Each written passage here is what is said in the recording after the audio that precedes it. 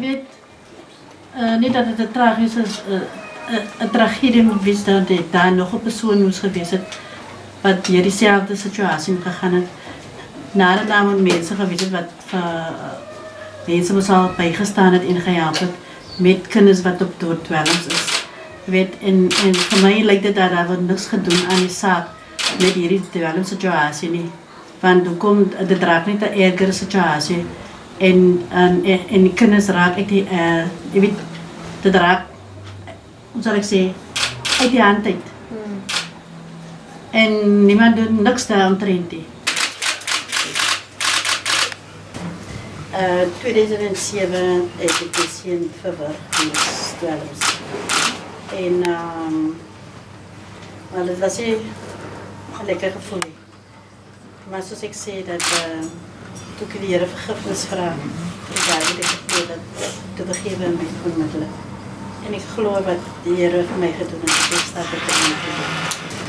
Het mij 14 jaar gevat om oor te komen. Maar ik heb oor gekomen, want ik heb elke dag oor gepraat. Ik moest het elke dag gaan van mensen wanneer ik gaan praten over wat gebeurt. En daar kan ik de Heer dankje zeggen. Het is niet makkelijk om zo naar je kind te wezen, want je blijft nog altijd lief voor je kennis.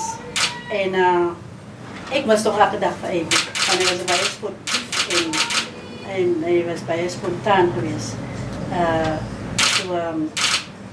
Voor mij, ik weet niet hoe een paar erg voel. Want ik kan niet zeggen hoe een paar voel. Want je weet, voor elke is het verschil. Maar ik kan met je medelijden, want ik was in dezelfde situatie geweest. Mevrouw, dat het maakbaar is vanaf en toen zei ik weer. De Heer zal voorzien, hij zal mij ondersteunen. Mevrouw, hoe gaat het me zeggen? Ik ga met hem doen. Met liefde gaat ik het doen. Ik kan het pas nog niet opzettelijk als man niet. Wat gebeurde was een ongeluk. Verstaan je? Het gaat niet over kost.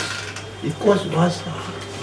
Ik heb goed opgehangen bij een burg, bij een stuk gewondelijk maken. En zo die strijd gekomen, wat kost ik op kost is dat. Ik was niet zo sterk als hij is. Ik had bij goed een zuster verstaan.